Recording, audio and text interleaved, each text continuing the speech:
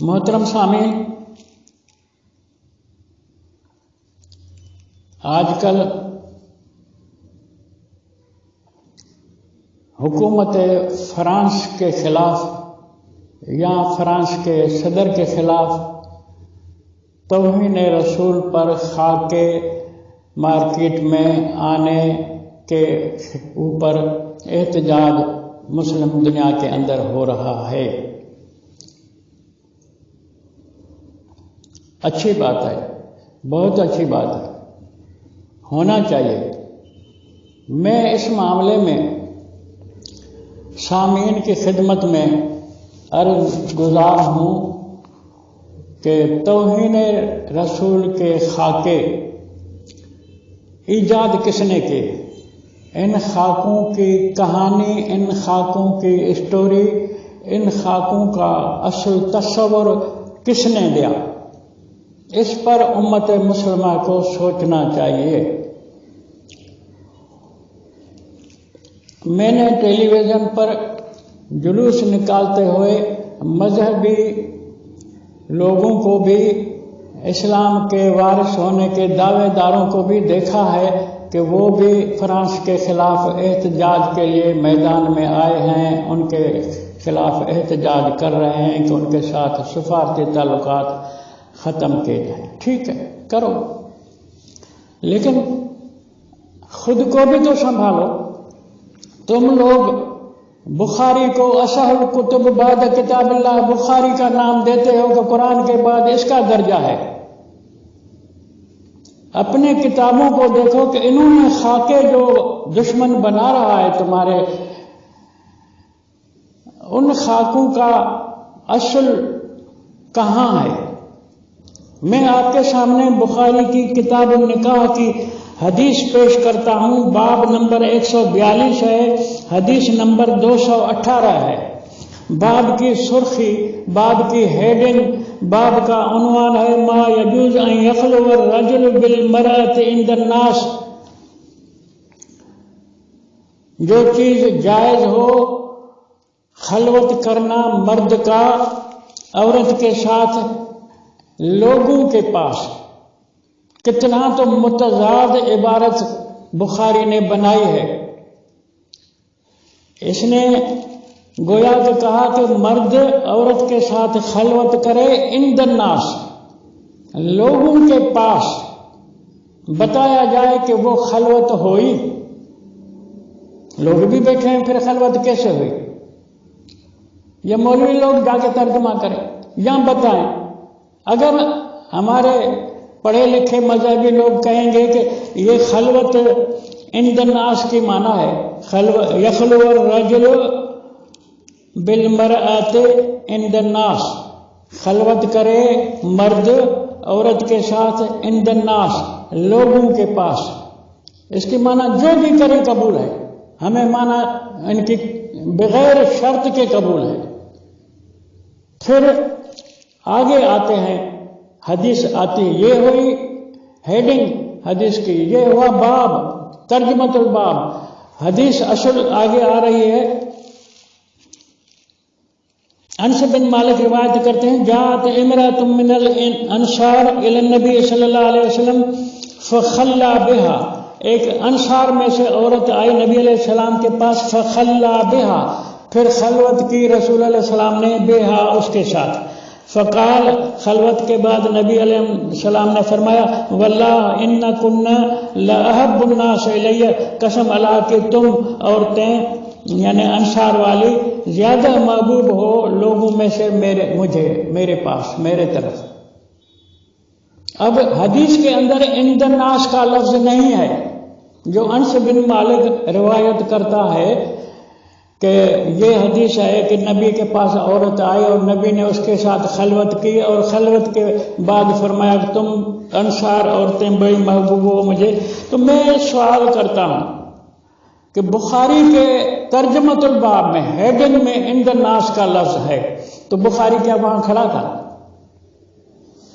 اور راوی کی بات چلے گی، ہیں یہ سب جھوٹ ہے، حدیث جھوٹی ہے، بخاری جھوٹا ہے، حدیث اس کی ساری ٹوٹل جھوٹی ہے، ایک بھی صحیح نہیں ہے۔ اس کا دلیل قرآن میں ہے کہ وَلَوْ تَقَوَّلَ عَلَيْنَا بَعْضَ الْأَقَاوِيلِ لَأَخَذْنَا مِنْهُ بِالْيَمِينِ ثُمَّ لَقَطَعْنَا مِنْهُ الْوَتِينَ، یہ نبی، یہ محمد اگر ایک قول بھی جاری کرے ہمارے معاملے میں، لَأَخَذْنَا مِنْهُ بِالْيَمِينِ، ہم طاقت سے پکڑ کر کے ثُمَّ لَقَطَعْنَا مِنْهُ الْوَتِينَ، اس کی رگِ حیات کاٹ دیں گے۔ تو کون سی ایک حدیث پر نبی جاری کرے گا؟ قرآن نے بندش لگا دی۔ تو بات میں کرتا ہوں ان جلوسوں کی، بات میں کرتا ہوں جو احتجاج ہوتے، دشمن تمہارا وہ تو تمہارے ساتھ جو کر رہا ہے وہ تمہارے گھر کے علم کے حوالے سے کر رہا ہے۔ فرانس ہو، ڈنمارک ہو، سویڈن ہو، ناروے ہو، کوئی بھی ہو، وہ کریں گے کیونکہ تمہاری کتابوں نے لکھا ہے۔ جو ماضی کے ایسے کئی واقع ہیں، مثال ہیں، تم نے گھر کو نہیں سدھارا۔ میں نے تمہیں پہلے بھی بتایا ہے کہ رنگیلا رسول پر کتاب جو لکھی گئی تھی، چھاپی گئی تھی، اس پر غازی علم دین نے وہ پبلشر کو قتل کر دیا تھا۔ غازی علم دین کے اوپر سرکاری مقدمہ چل پڑا، جیل میں پڑا، تو مقدمے کو نمٹانے کی ایک کمیٹی بنی۔ اس کمیٹی نے جناح صاحب کو پیش کیا جا کے مقدمہ کہ آپ وکیل بنے اور ہمارا یہ مقدمہ لڑیں اور غازی علم دین کو آزاد کریں۔ تو اس نے کہا کہ مقدمے کا جو FIR اور تفصیل ہے وہ مجھے دیا جائے، وہ کتاب جو رنگیلا رسول ہے کتاب، وہ کتاب مجھے دی جائے جس کے اوپر اس نے اسے قتل کیا ہے، میں مقدمہ لڑوں گا اور علم دین کو آزاد کراؤں گا۔ وہ کتاب دے گئے اور دوسرے دن آ کر جناح صاحب سے ملے۔ جناح صاحب نے رات میں پڑھی لی تھی کتاب پڑھی، تو دوسرے دن مقدمہ کی کمیٹی والے آئے، ان کو کہا کہ آسان بات ہے، علم دین چھوٹ جائے گا۔ کہا کیسے؟ کہا اس کو کہو کہ کورٹ میں بیان دے دے کہ اس کتاب میں جو بھی حدیثیں ہمارے نبی کے بارے میں کہی گئی ہیں، لکھی گئی ہیں، ہمارا رسول ایسا نہیں تھا، یہ حدیثیں من گھڑت ہیں، ان کے لیے کوئی پروف نہیں ہے، کوئی ثبوت نہیں ہے، اور میں نے یہ جھوٹ لکھنے پر مارا ہے اس کو، پبلشر کو اس لیے مارا ہے کہ اس نے جھوٹی حدیثیں لکھی۔ اس پر انہوں نے کہا یہ بیان تو ہم نہیں دلائیں گے۔ مقدمے کی کمیٹی والے نے کہا یہ بیان تو نہیں دلائیں گے۔ انہوں نے یکدم جناح غصے میں آ گیا، اس نے کہا اٹھو نکلو، تم یہ بیان نہیں دلانا چاہتے ہو، مانا کہ رسول کی توہین جو کی گئی ہے وہ یعنی اس سے دستبردار ہونے کے لیے، یعنی اس حدیثوں سے دستبردار ہونا تمہیں گوارا نہیں لگتا، وہ توہین تم گویا کہ خود بھی تسلیم کر رہے ہو، میں نہیں لڑوں گا یہ مقدمہ، چلے گئے۔ اب جھوٹے ڈرامے بنایا ہے، ٹی وی پر اندر علم دین کو دکھاتے ہیں، لاک کر میں پڑا ہے، جناح صاحب اس کو ملتا ہے، یہ سب جھوٹے یعنی قصے اب ڈراموں میں ٹی وی پہ دکھا رہے ہیں کہ جناح صاحب نے اس کی تائید کی تھی۔ غلط ہے یہ بات۔ اس واقعے کے بعد جامع مسجد لاہور کا، بادشاہی مسجد لاہور کا خطیب ایک دن جج کے پاس آیا، اس نے کہا کہ کتاب کے لکھنے پر جو پبلشر تھا وہ قتل کیا علم دین نے، اور علم دین کو پھانسی آ گئی، اب ایک مہربانی کرو۔ جج نے کہا کیا ہے؟ اس نے کہا کہ اب کتاب پر بین ڈالو، کتاب کو مارکیٹ سے ختم کراؤ۔ تو جج صاحب نے کہا یہ تو آسان بات ہے۔ کہا کیسے؟ کہا کہ تم درخواست ابھی لکھ دو کہ اس کے کتاب کے اندر جو گستاخی کی حدیثیں ہیں، جھوٹی حدیثیں ہیں، ہمارا نبی ایسا نہیں تھا، یہ لکھ دو اور اس میں لکھو کہ یہ کتاب مارکیٹ سے ختم کی جائے، تو میں ابھی بین لگاتا ہوں۔ تو اس بیچارے خطیب بادشاہی مسجد نے لکھ دیا، جج نے کتاب پر بین ڈال دی، کتاب آؤٹ آف مارکیٹ ہو گئی۔ یہ مسجد کی جو کمیٹی تھی بادشاہی مسجد کی کمیٹی کو پتہ لگا کہ ہمارے خطیب ہمارے پیش امام نے یہ لکھ کر کورٹ سے کتاب پر بندش ڈلوائی ہے کہ یہ کتاب جو ہے غلط حدیثوں پر مبنی ہے، اس لیے اس کو ضبط کیا جائے، تو ان کو غصہ آیا اپنے پیش امام کی اس درخواست دینے پر، اور تھوڑے ہی دنوں میں پتہ لگا کہ نامعلوم آدمی پیش امام کے گھر میں گھس کر کے اس کو قتل کر گئے، جن کا پتہ ہی نہیں پڑا۔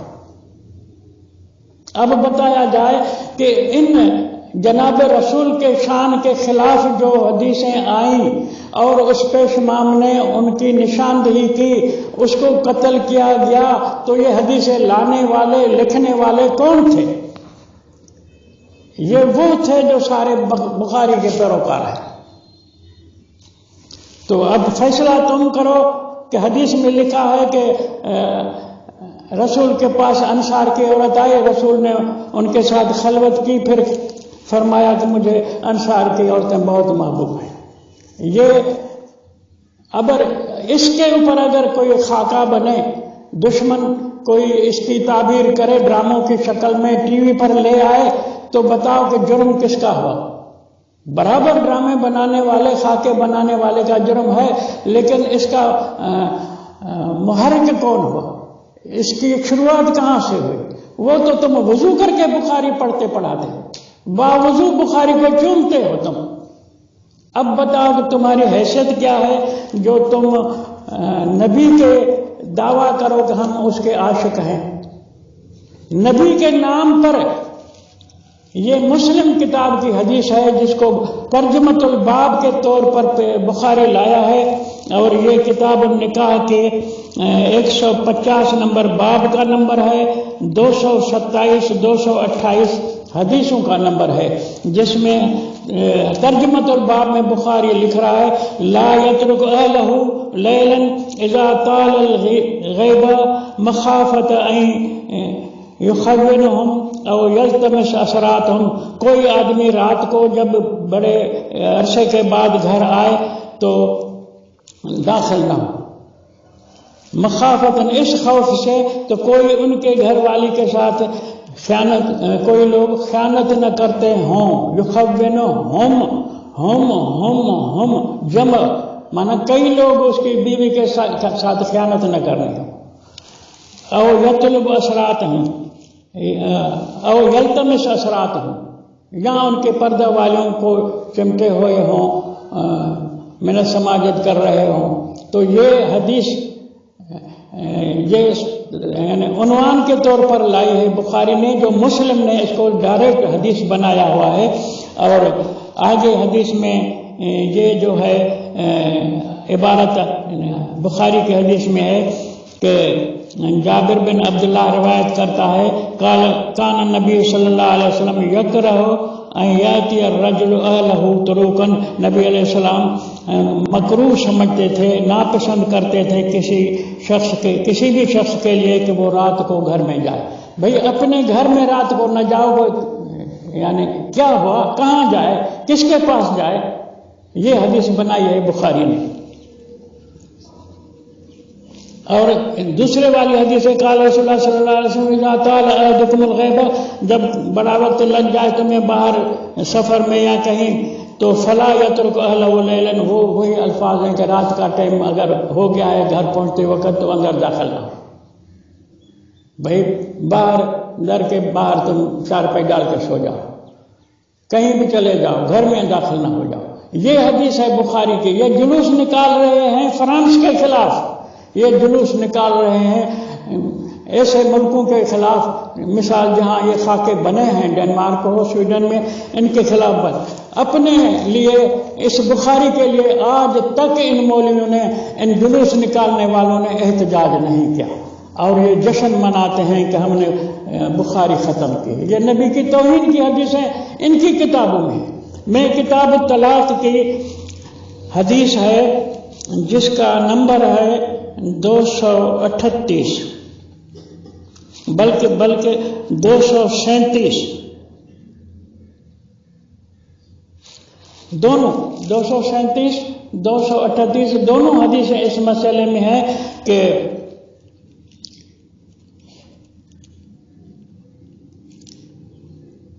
راوی لوگ روایت کرتے ہیں عائشہ سے، جو عائشہ پیدا ہی نہیں ہوئی، نبی کی بیوی نہیں ہے عائشہ.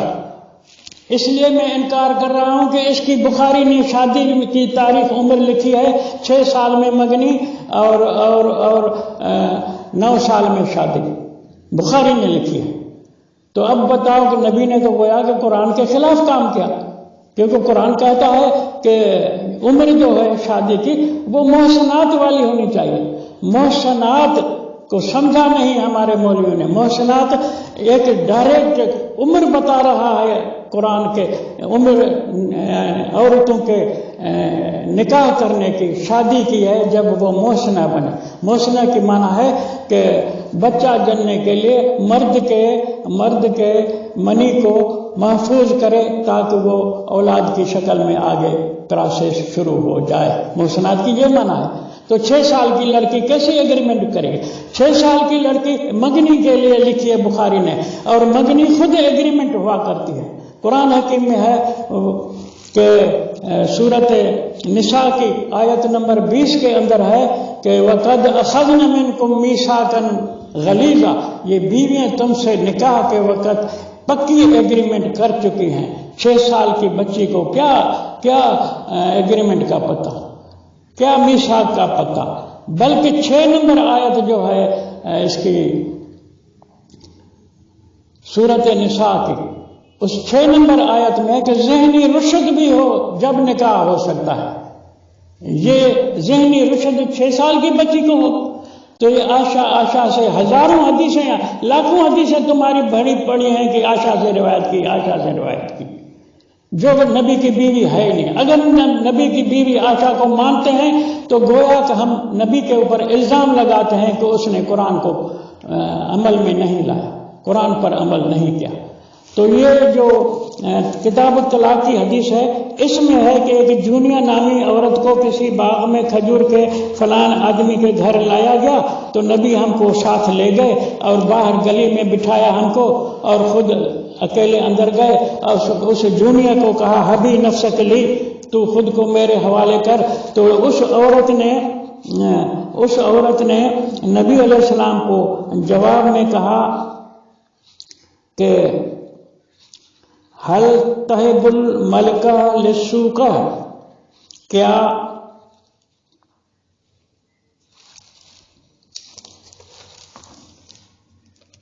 حبی نفسک لی نبی نے فرمایا، اور جواب نے فرمایا میں اس عورت جونیا نامی نے کہا حل تہب الملکہ نفسہا للسوقہ، کیا کوئی رانی، کوئی شہزادی اپنے خود کو حوالے کرے گی کسی بازاری آدمی کے؟ اب یہ توہین رسول نہیں ہے، یہ تو بہت گالی ہوئی ہمارے رسول پر. تمہارے بخاری نے گویا کہ ایک فرضی عورت سے تبرہ کرائی ہے، اور تم ہو کہ بخاری کے لیے جشن مناتے ہو، دستار بندی کرتے ہو کہ میں نے بخاری پڑھ لی اب دستار بندی کر رہا ہوں. تو بتاؤ کہ یہ تمہاری والی حدیثیں دشمن تو تمہیں بتائے گا، منہ پر مارے گا، پیش کرے گا، اس کے خاکے بنائے گا. دشمن سے تم نیکی کی امید کیوں کرتے ہو؟ لیکن دشمن کا تعین تو کرو کہ دشمن ہے کون. دشمن تو تمہارا بخاری ہے، جس کے روایات سے انہوں نے یہ خاکے بنائے ہیں. اب فیصلہ کرو کہ تم لوگ، میں تمہارے دل کے ایمان پر یقین رکھتا ہوں کہ تم عاشق رسول ہو، اچھی بات ہے، لیکن عقل سے بھی پیدل ہو، کیونکہ ان خاکوں پر تم نے، مجھے ڈاک میں لوگوں نے وہ خاکے بھیجے ہیں کہ نبی علیہ السلام سویا ہوا ہے اور ایک معصوم سی چھوٹی بچی اس پر چڑھی ہوئی ہے. خاکے ہم نے دیکھے ہیں. تو تم نے جو عائشہ کی بخاری کے کہنے پر 6 سال میں مگنی اور 9 سال میں شادی کرائی ہے، تو اس کے خاکے نہیں بنیں گے. خود نبی کی توہین کراتے ہو اپنے جھوٹے علم سے، خلاف قرآن علم سے، پھر ماتم کرتے ہو کہ فرانس سے سفارتی تعلقات توڑے جائیں. کرو، سب سے توڑو، لیکن پہلے اپنا گھر صاف کرو.